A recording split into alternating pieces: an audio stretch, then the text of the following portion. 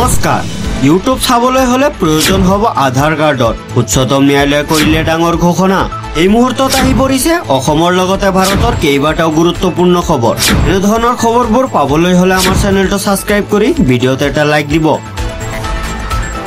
2025 নৱেম্বৰৰ মাহৰ পৰা 4 মাহৰ বাবে দশম শ্ৰেণীৰ শিক্ষাৰ্থীৰ বাবে মাহিলী 300 টকাকৈ জলপানী প্ৰদানৰ ব্যৱস্থা কৰিছে ৰাজ্য চৰকাৰে এই জলপানী পাবলৈ শিক্ষাৰ্থীসকল অসম ৰাজ্যিক বিদ্যালয় শিক্ষা পৰিষদৰ অধীনৰ হ'ব লাগিব আদৰ্শ বিদ্যালয়সমূহত অধ্যয়নত CBSE দশম শ্ৰেণী শিক্ষান্ত পৰীক্ষাৰ্থী সকলো যোগ্য হ'ব প্ৰেৰণাৰ বাবে অনুষ্ঠানত অংশ লৈ মুখ্যমন্ত্ৰী হিমন্ত বিশ্ব শৰ্মাই কৰিলে ডাঙৰ ঘোষণা তেওঁ কয় এইবাৰৰ পৰা পঞ্চম শ্ৰেণীতে দিয়া হ'ব চৰকাৰী চাইকেল পঞ্চম শ্ৰেণীত আৰু নৱম শ্ৰেণীত দুবাৰকৈ চাইকেল দিয়া হ'ব প্ৰেৰণা শীৰ্ষক এই জলপানী অহা বছৰৰ পৰা 6 মাহলৈ বৃদ্ধি কৰা হ'ব বুলিও ঘোষণা কৰে মন্ত্ৰীগৰাকীয়ে তো কন্টেন্টক লৈ উচ্চতম ন্যায়ালয়ৰ গুৰুত্বপূৰ্ণ শুনানি অনলাইন কন্টেন্ট চাবলৈ এতিয়াৰে পৰা প্ৰয়োজন হ'ব নেকি আধাৰ কাৰ্ড বিষয়ত উচ্চতম ন্যায়ালয়ৰ পৰ্যবেক্ষণ পুনৰ চৰ্চালৈ আহিছে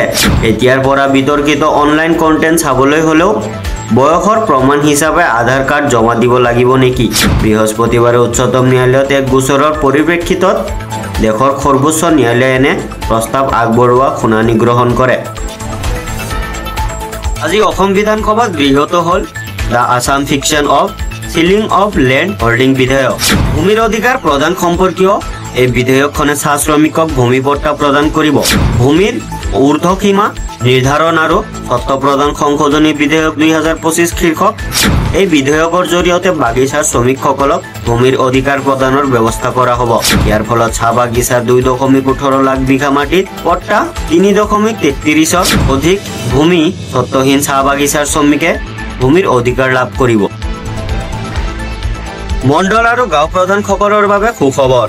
শীঘ্ৰে চৰকাৰে নিযুক্তি দিব 1038 লাখ মণ্ডল 2228 গৰাকী গাঁও প্ৰধান সদনত ঘোষণা মন্ত্ৰী ইতিমধ্যে বিগত 2007 আৰু 8 চনৰ পৰা 2023 আৰু 24 বৰ্ষৰ ভিতৰত RCC প্ৰশিক্ষণ সম্পূৰ্ণ কৰা মণ্ডলক নিযুক্তি প্ৰদানৰ বিপৰীতে ভূগোল বিজ্ঞানত অধ্যয়ন কৰা আৰু আন প্ৰযুক্তিৰ প্ৰশিক্ষণ লোৱা আন 500 নতুন পদত লাখ মণ্ডল নিযুক্তি প্ৰদান কৰিব এই দুটা পৰ্যায়ৰ নিযুক্তিৰ বাবে শীঘ্ৰে বিজ্ঞাপন আৰু পৰীক্ষা আদি অনুষ্ঠিত কৰি নিযুক্তিৰ প্ৰক্ৰিয়া আৰম্ভ কৰিব সংবিধান সভাত গৃহীত হয় বহুবিবাহ বিধেয়ক 2025 ইয়াৰ পাছতে বিধেয়কখন অনুমোদনৰ বাবে ৰাষ্ট্ৰপতিলৈ প্ৰেৰণ কৰা হয় ৰাষ্ট্ৰপতিৰ অনুমোদনৰ পাছত ই আইনলৈ পৰিণত হ'ব এই আইনখনৰ বিৰোধিতা কৰি বিৰোধী দলসমূহে হিমন্ত বিশ্ব শৰ্মাৰ চৰকাৰক বিভিন্ন কটাক্ষমূলক মন্তব্য কৰিছে একাংশ কৈছে যে এই বিধেয়ক মুছলমান বিৰোধী কিন্তু এই বিধেয়ক নাৰীৰ স্বাৰ্থত বুলি মুখ্যমন্ত্ৰী হিমন্ত বিশ্ব শৰ্মাই স্পষ্টকৈ কৈছে মুখ্যমন্ত্ৰী হিমন্ত বিশ্ব শৰ্মাই কেতেবোৰ গুৰুত্বপূৰ্ণ মন্তব্য কৰে তেওঁ কয় যে যদি পুনৰ চৰকাৰ গঠন কৰো তেন্তে প্ৰথম ইউনিফৰ্ম সিভিল কোড UCC আদি ইয়াৰ উপৰি শৰ্মাই মহিলাসকলৰ সুৰক্ষা আৰু অধিকাৰ সন্দৰ্ভত মন্তব্য কৰে তেওঁ কয় যে যদি অহা বছৰ মুখ্যমন্ত্ৰী হৈ অহাৰ পাছত ছোৱালীৰ বিয়াৰ ন্যূনতম বয়স 21 বছৰলৈ বৃদ্ধি কৰিম ইয়াৰ উপৰিও শৰ্মাই কয় যে হঠাতে কোনোৱে তালাক দিব নোৱাৰে বিবাহ বিচ্ছেদৰ ক্ষেত্ৰত সম অধিকাৰ থাকিব সকলো ক্ষেত্ৰতে নাৰী পুৰুষৰ সম অধিকাৰ থাকিব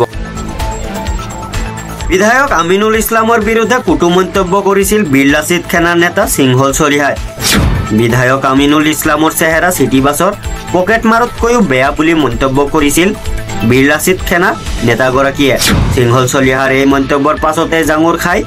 উঠিছে AIUDFৰ দল সিংহল চলিহাৰ মন্তব্যৰ পাছতে শুক্ৰবাৰে সিংহল চলিহাক উভতি ধৰিছে AIUDFৰ কেন্দ্ৰীয় সাধাৰণ সম্পাদক চম্পক কলিতাই সিংহ 3বাৰ বিধায়ক আমিনুল ইছলামক কৰা মন্তব্যৰ দ্বাৰা বৃহৎ এটা জনসংখ্যাক অপমান কৰিছে এইবোৰ কেতিয়াও কৰিব নাপায় ৰাজহুৱা জীৱনত থাকি এটা সংগঠনক নেতৃত্ব দিয়া সিংহল চলিহা অপৰিপক্ক নিজৰ ভুল অনুশোচনা কৰি ধিংবাকীৰ ওচৰত ক্ষমা খুজিব লাগে AIUDFৰ কেন্দ্ৰীয় সাধাৰণ সম্পাদক গৰাকীয়ে এইদৰে মন্তব্য কৰিছে